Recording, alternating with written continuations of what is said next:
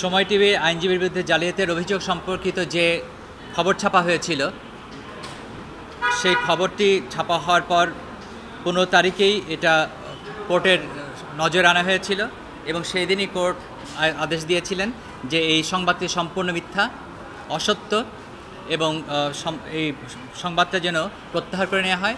সমস্ত Facebook platform এবং অন্যান্য প্ল্যাটফর্ম থেকে এটা যেন প্রত্যাহার করে নেওয়া হয় এবং আজকে আদেশের জন্য ছিল। যদিও 16 তারিখে বাংলাদেশ প্রতিদিন তাদের তৃতীয় পাতায় দুঃখ প্রকাশ করে, অনিচ্ছাকৃত ভুলের জন্য দুঃখ প্রকাশ করেছে, তৃতীয় পাতায় ছাপা হয়েছে, যদিও এটা চোখে খুব একটা পড়ে না।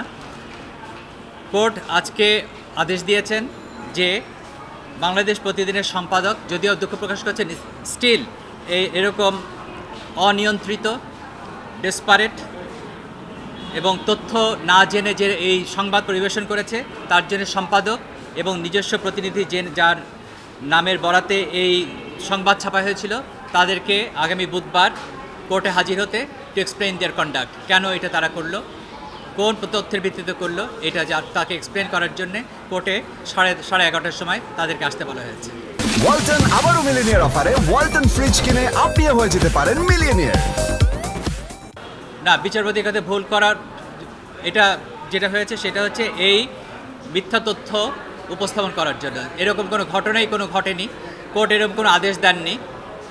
তৎসত্ত্ব এবং বিভ্রান্তি, অসত্য, মানহানিকর এবং একজন সিনিয়র আইনজীবী সম্পর্কে অসত্য তথ্য প্রকাশিত করার জন্যে মূলত তাদেরকে কোর্টে হাজির হওয়ার জন্য বলা হয়েছে সশরীরে।